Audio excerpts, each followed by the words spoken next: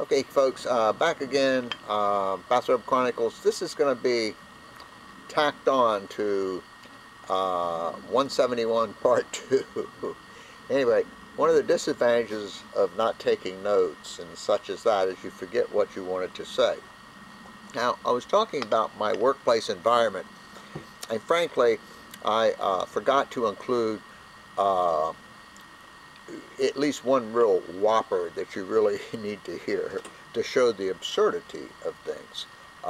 Now, as I'd mentioned, I've been working in the same place, the same building, doing the same job for over 14 years.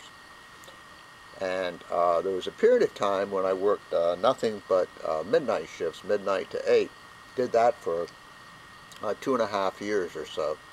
And I'm back on the midnights to 8 again. Now, I don't really like the midnight to 8 shift, so to speak. In other words, I do not like the disruption in sleep and all of the other things. And if you do a search on the internet, you'll find there's been all kinds of articles and surveys and studies and so on and so forth that would most likely say that it's not really good to work midnight shifts. However, the reason I elected to go back on midnight shifts is to get away from all the mess during the day. All of those people who are in the meetings and so on and so forth.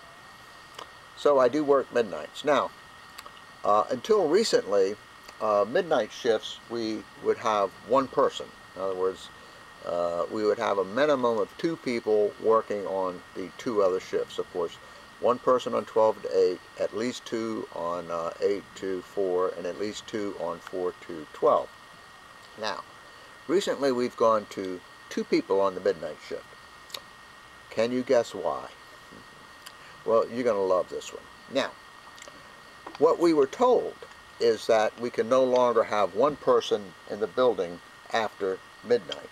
Now, no one actually sat down with us and said, gosh, we fear for your safety because this happened, or gosh, the building has been breached by terrorists, or something like that. We weren't told any of that. We were just told you can't have one person in the building. Now, there's a certain irony which, oh, by the way, part of our jobs is we must leave the building. So you can see the obvious absurdity here, obvious contradiction here. I'll get to that in a second if you didn't catch it. But anyway, one person said something about because of insurance. Now, I'm sure we've had the same insurer for the last 14 years, so I don't really buy that one. Now, what sounds better and more probable is there was the rumor going around, and I'm not sure. Let me see. A rumor, I guess, can be accurate or can be not accurate. In other words, you would call it a rumor, I guess, if you don't have documentation or proof or whatever. That doesn't mean that there isn't proof. Anyway, I'm rambling too much here. Here's what we heard. We heard that someone high up in our organization happened in the building after hours one night and made the remark at a meeting, you know, those meetings all those people go to, that it was kind of spooky in there, or somewhat, you know. In other words, it was either spooky or scary or whatever. And whether this was a catalyst for it or just helped it along, I do not know. But here is a grown-up person in the building late at night saying it's spooky. And of course, we've been in there, you know, forever working one person at night. So, now the obvious absurdity of this is, since our job requires that we leave the building, the obvious thing is, okay, we have another person in the building and one person leaves the building, and now there's one person in the building. Folks, I didn't make any of this up, and I had nothing to do with it, so don't. Anyway, can you see the absurdity of this? Gosh, you guys can't have one person in the building anymore. Must have 2. How many people are left in the building when the other person leaves? One person, folks, one person. Now, I'm sure that my supervisors, of which there are 3, And of course the executive director would most likely be ticked off if they knew I was doing this. I guess there's a couple of aspects to that. Number one, I really haven't slandered anyone because everything I'm saying is the truth. Sometimes the truth is embarrassing, I would imagine.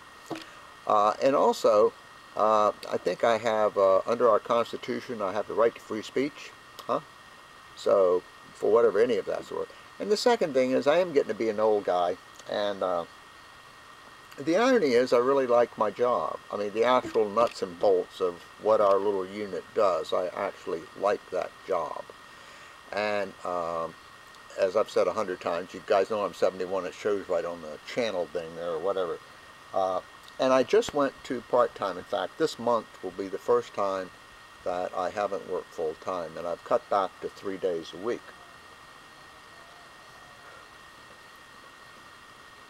However, as I've told my immediate supervisor, remember I have 3, financially I don't have to work. No, I am not wealthy. I wish I were.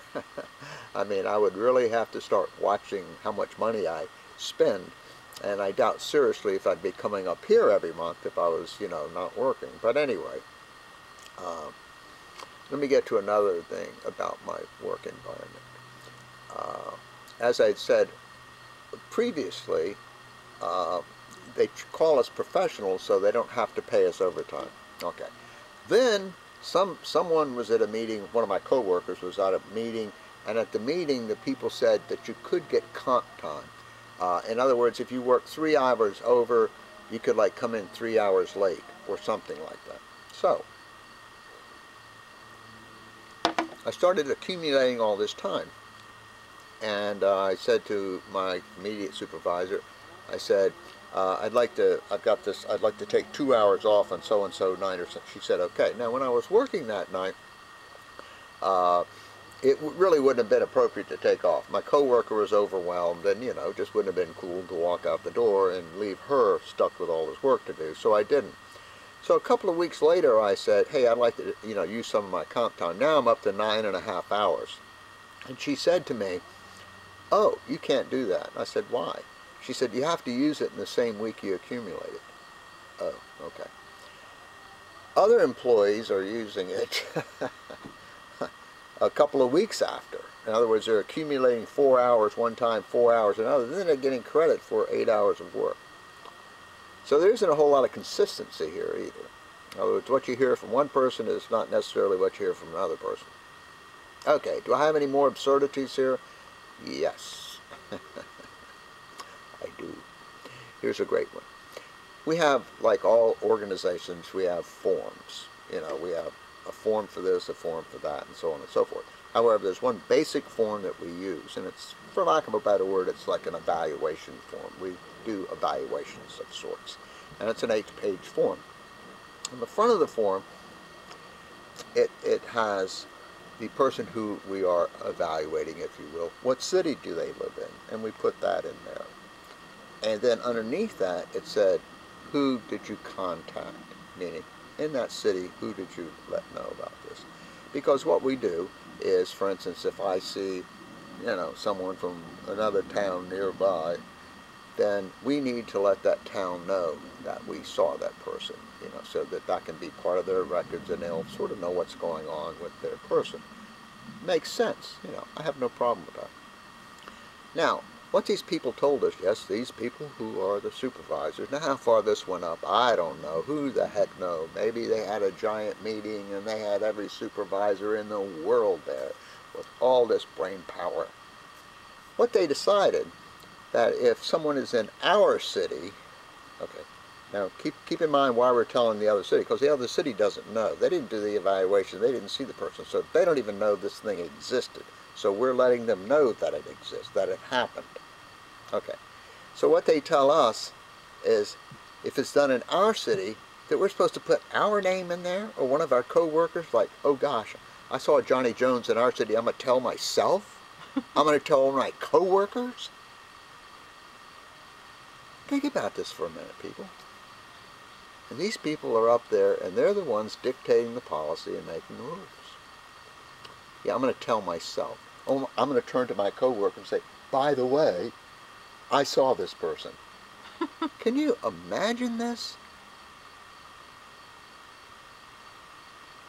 I don't know what to say. I'm sure there's a lot of other stuff I could talk about. At least they don't have anything else. I mean, you know, it just seems like it's almost on a daily basis. Almost a daily basis. It really is. And I think the problem is that if you don't have, and I'm not maligning my supervisors, but if you don't have like a real job that's producing stuff, you know, like in our business it would be if you aren't seeing people or doing whatever, then you have this 40-hour vacuum. And you must do something, I guess, to fill those 40 hours. You know, they're running around with those daggone blackberries, man, pounding on those babies 24 hours a day. Yep, setting up those meetings. I'll tell you, it's amazing. It really is. Truly amazing. But I guess that's enough about this outfit. But I just thought I really had to, I should have made some notes, because the one about the one person in the building, I mean, you know, this, you could, I mean, in other words, if you sat down and you wanted to dream up the most absurd thing in the world, I mean, you get like a Nobel Prize for this one. No, you can't have one person in the building. Oh, okay, we'll have two. Now, how many people will be in the building when one person leaves?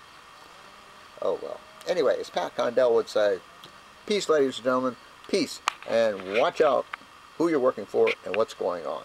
Take care.